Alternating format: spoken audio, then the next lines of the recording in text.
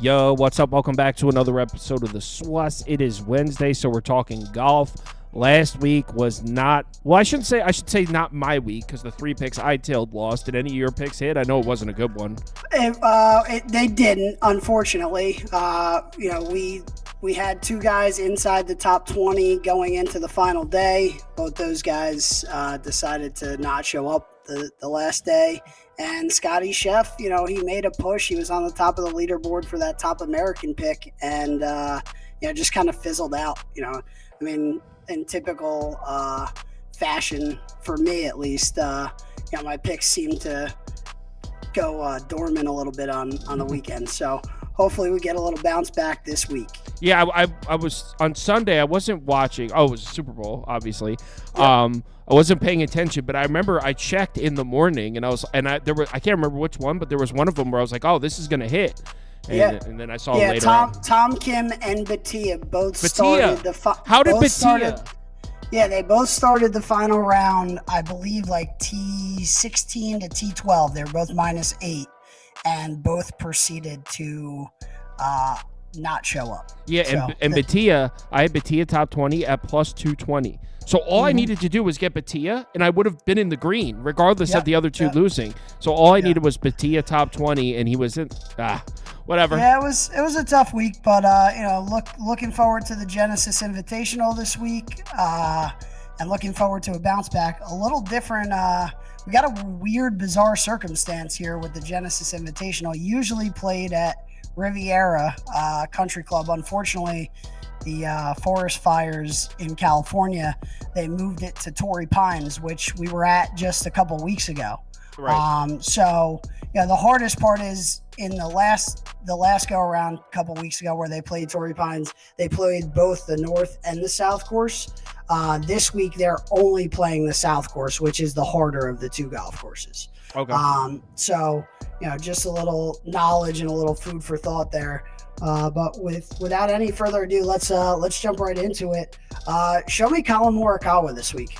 I love Colin, big fan. He is top 20 -188, top 10 plus 137 to win the whole damn thing, plus 1,400. So I like Colin here. I think it's a pretty safe pick to go top 20. I'm probably going to stretch it and push it top 10. So some things to note about Torrey Pines. We talked about a couple weeks ago that driving distance is big. But the number 1 stat, and if you look at Torrey Pines a couple weeks ago, every single person who finished in the top 5 was also in the top 15 in bogey avoidance. And Colin Morikawa leads the PGA Tour this year in bogey avoidance. He's only made 10 bogeys all year. So that's a huge, huge stat that I'm honing in on this week. And that's why I like Colin as my number 1 guy this week. So he's only played in 2 tournaments this year, second in a T17, so pretty impressive. Yeah, look for big things out of Colin. Number 1, driving distance. Number 2, I watched a couple videos this year, or this week, I should say, about Torrey Pines and how much they grew the rough out in the last couple of weeks. It's probably going to play similar to a U.S. Open style atmosphere. So if you hit fairways, you're going to be in contention, and Colin Morikawa is an accurate driver of the golf ball. Like I said, he doesn't make a lot of bogeys. So looking for Colin Morikawa to help us with the bounce back, leading us off. All right, where to next? So then let's jump into a guy who did play in in Torrey Pines a couple weeks ago, and he finished top 5. And I like him again here. He's T35 in terms of bogey avoidance. We're going to go to Sungjae Im.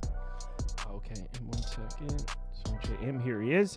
All right, Im, top 20 finish, plus 105, plus 3,300 to win. Yeah, so Im was a big favorite going into Torrey Pines a couple weeks ago. First round, he kind of shot himself out of the tournament, but because the conditions got so weird, there was actually a wind delay at Torrey Pines a couple weeks ago. It was just so crazy that the ball wasn't coming to rest on the greens. So the scores didn't go crazy low. He actually made a pretty good comeback and finished, I believe, inside the top 5. So I like Sungjae Im here. Another guy who makes a ton of birdies. Like I said, 35th on that bogey avoidance list. So a little further down than I'd like to see him on that list. But an excellent ball striker. Really, really solid with his irons. And I think you get a pretty good price on Sungjae this week. So I'm looking at Sungjae Im as a name that I have circled on my guys to pick list. Cool. Where to next?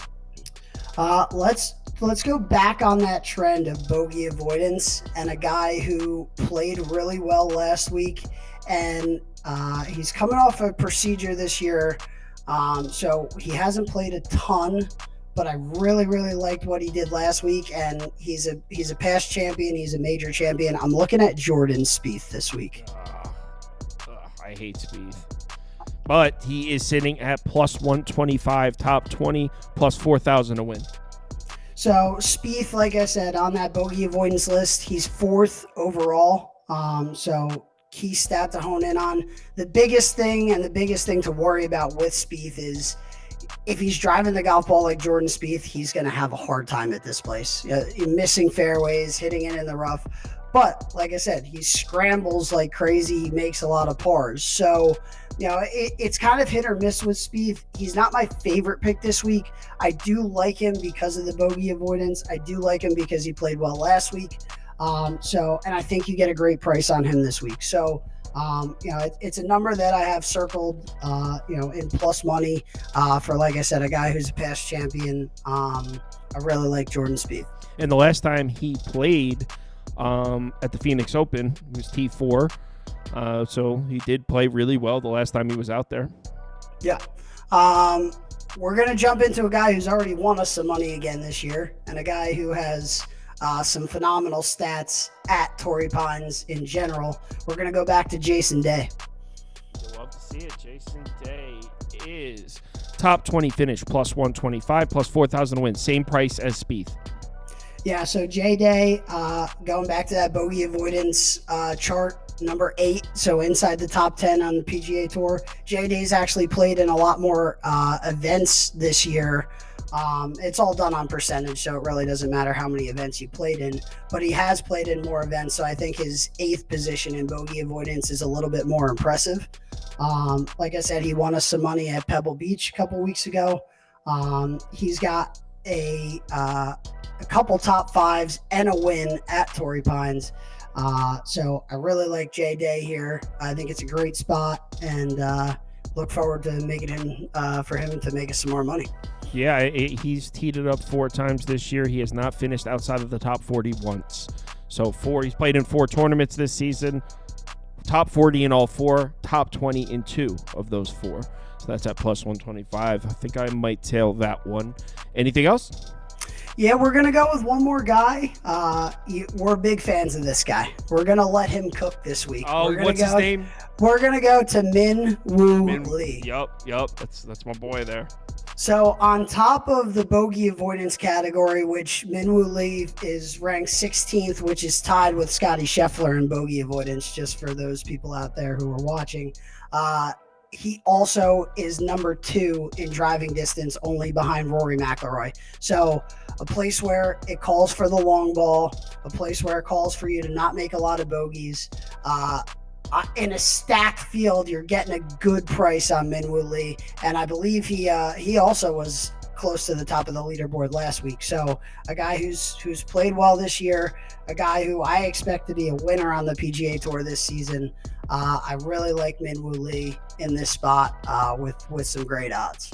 I'm cooking it up this week. I'm tailing this one. Top 20 is plus 145, maybe even a top 10 plus 400 if you're feeling Aki. So Min Woo Lee, I like it. Is that it? Wait, what did we do? 4? Yeah, we got 5 guys out there. Cool. I know one guy in Spieth you don't love. Not betting Spieth. I have a love-hate relationship with Spieth. I root for the guy. He kind of falls into that Ricky Fowler category for me. He's just disappointed me so many times. I openly root against Spieth. I am not a Jordan Spieth guy. Yeah, I think we'll see some good things from Jordan this year, and I think you're getting a fair price on him. So, I'll probably throw a little bit of cheddar on him, but for those of you out there who share Kyle's ambitions of Spieth. We can avoid that one this week. But I'm on Minwoo Lee and I'm on Morikawa. Definitely those two, maybe a third.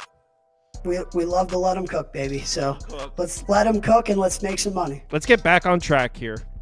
Let's do it. Later.